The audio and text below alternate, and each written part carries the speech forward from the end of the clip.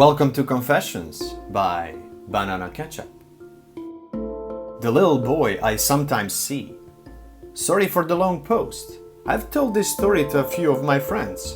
Not many, but a few that I trust.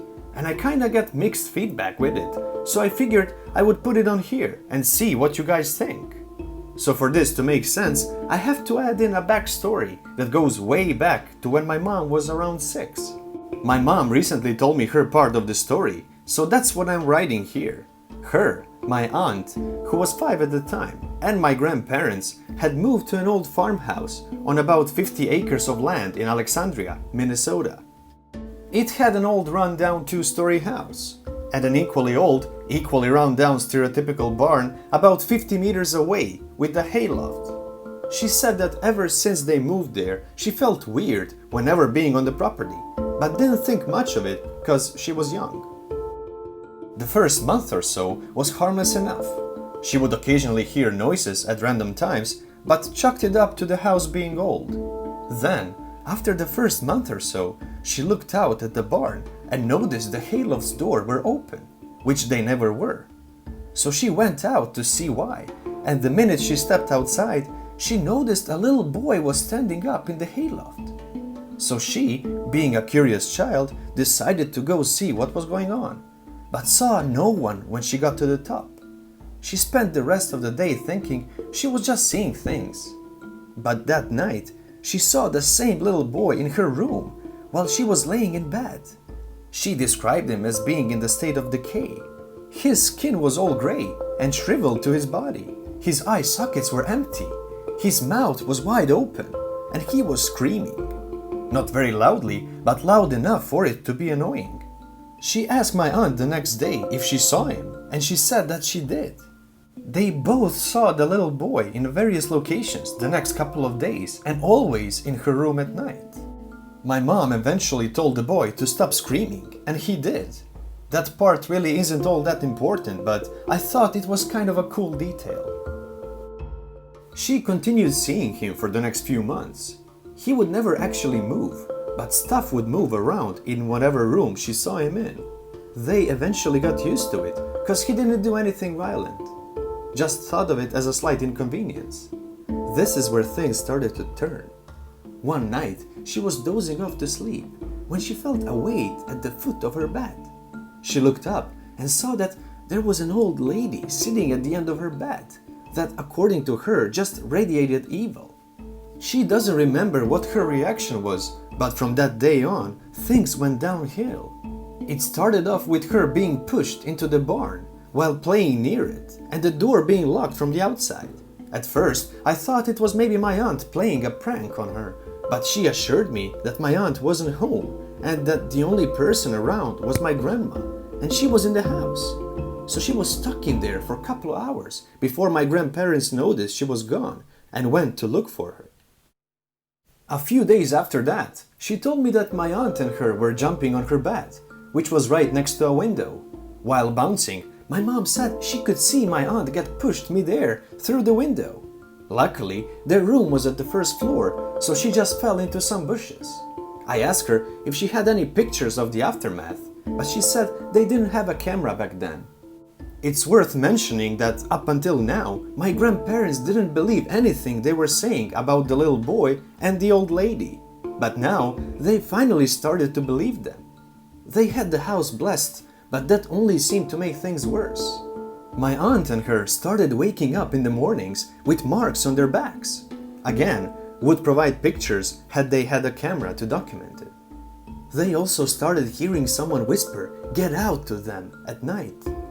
But the thing that finally made them decide to leave was when my grandparents and them saw a knife get pulled out of a knife block and drop on the floor. They left practically the next day.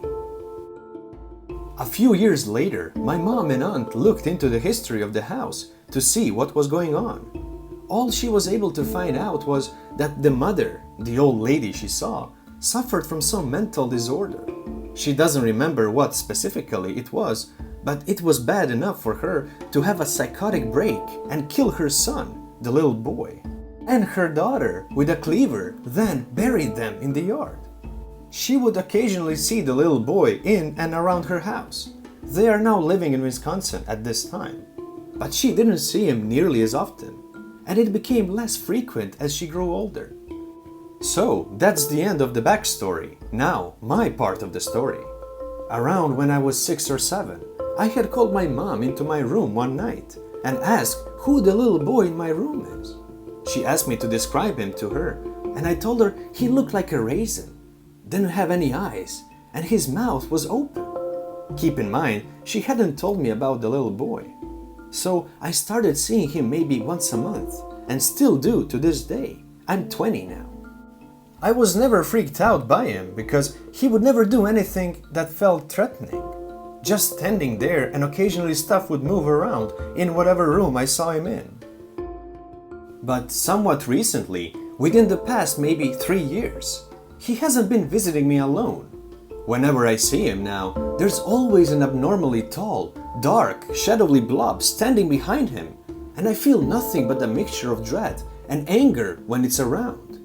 I say it because it doesn't feel human. Whenever I see it, I immediately get rid of any sharp objects and anything that could be used as a weapon in my room, because I feel like it wants to hurt me and want me to hurt my family or hurt myself. I remember one instance in particular that really freaked me out.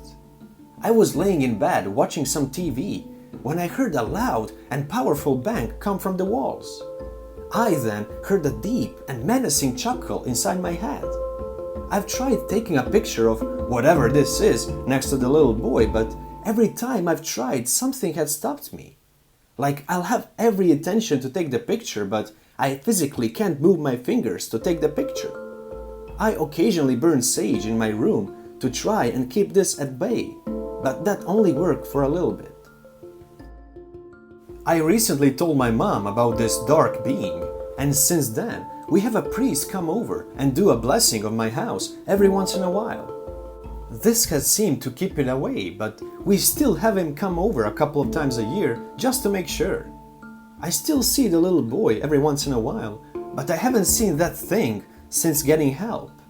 Now, I know I'm probably gonna get questions about why I don't have any pictures of the little boy. And to answer that, in the past, I never really felt the need to. He's kinda just being there and never gave me a reason to. He's just being something I've grew up with. The last time I saw him, however, I did try to take a picture of him, but he didn't show up on it, so I just gave up attempting that. Thanks for sitting through this. I know it was hella long, but there were a lot of details that I thought you guys would like to hear. Thank you, Give Me Your Kidneys 52, the author. What is happening right now? Okay, this is going to be long, but it's happening right now, and I don't really have anyone else to tell. Let's begin. It was 11:30 p.m. and for the past 10 minutes, loud banging was occurring about every 30-40 seconds. So I went outside to see what was going on, and nothing. Then I heard the bang again, and it sounded like it was coming from behind the house. I walked behind the house to look at the church parking lot, and it's empty. As I was walking inside, about 5 feet from the door, I heard this strange animalistic, deep but quiet growling sound. It gave me a heart attack. I couldn't recognize the animal sound, and it was coming from the thick ferns, bushes next to the back door. I figured it was just a frog or a raccoon or some kind of wild animal in my head, but I wasn't sure. I quickly entered the door and shut it behind me. I don't know if this is related. Context of the rooms. So I walked back to 2 rooms connected by bathroom. The first room is my PC room, and the other room is my bedroom. I entered the PC room and my cat didn't greet me. He was sitting at the doorway in the bathroom, staring into the PC room. I thought that was odd, so I went over to pet him, and he was frozen like a statue. I reached down and picked him up and carried him in front of my PC so I can watch Netflix. All of a sudden, he freaked out and jumped out of my arms and ran into my bedroom and hid under the bed. I then went and grabbed some treats, thinking I scared him. He refuses the treats, never happened before, but came out from under the bed. He walked by me and stared into the room. I grabbed my phone and opened Snapchat to make a ghost joke. I picked up my cat and held him like a radar gun, and he became fixated of this one corner of the room, so I made beeping noises as I approached that corner. All of a sudden, he began ducking his head and moving it around, and then rotated his body and climbed onto my shoulder and jumped off my back and ran under my bed again. This is when I began to get a little freaked out. He looked like someone was trying to pet him, but he didn't want to be pet before he got free from my arms. I wish it stopped here. He then spent the last 30 minutes going to the doorway, stopping, staring into my PC room, walking back into the bedroom, repeat. I filmed this a few times on Snapchat to make jokes still. Then, since he still refused the treats, I turned on the sink, something he cannot resist. I normally have to shut him out of the bathroom when I brush my teeth because he loves the sink that much. He flinched the first time when I turned on the sink, but was still staring into my room. Around this time, I began to stop joking on Snapchat and realized something is up. It was also around this time that I had realized the loud banging sound had stopped when I went outside. I watched my cat stare into the room and walk back to bedroom over and over. However, one time, when I wasn't filming, I wish I was, he turned and began walking to my bedroom, and all of a sudden, he jumped about 6 inches and full-on sprinted to under my bed. Of course, I ran the hell out of the room and into the kitchen where I was sending Snapchat videos to my friend, whom is asleep, explaining what is happening. After about 5 minutes of catching my breath and getting my goosebumps to go away, I turned to the PC room, which had the door shut, and I realized something was wrong. The light was on. I didn't have the light on when I had left. I then looked closer, and I could see the light peeking through from under the door was moving. This gave me goosebumps and still does. Now, I'm not a religious person at all, but my mom was, and I still have a palm cross thing of hers, so I ran and grabbed the cross and busted into my room, and there was no light. It was dark. The only light was the bathroom light, which was not the same light I saw shining from under the door. At this point, I'm beyond freaked out. My cat is still hiding under the bed. I'm also in bed with the cross laying on my chest and the lights on. Hopefully, I'll get some sleep tonight. I've never been this scared and sure of ghosts since I was young.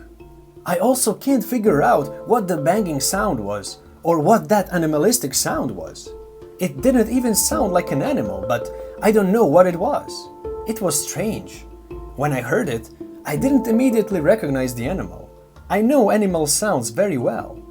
In fact, I didn't even initially think it was an animal. I thought it was some kind of prank to scare me or something, but it didn't sound like a recording or coming from a speaker. It sounded real. I don't know what it was. I don't know what the light was. I don't know what my cat was staring at or why he jumped and hid. I don't know what tried petting his head. Any thoughts on what it could be? I used to be a skeptic of the paranormal, but now I'm 100% convinced. Thank you, the Texidian, the author. Thank you for watching, everyone. Which story did you like better? Let me know down below in the comments. See you again in my next video, and until then, please, be safe.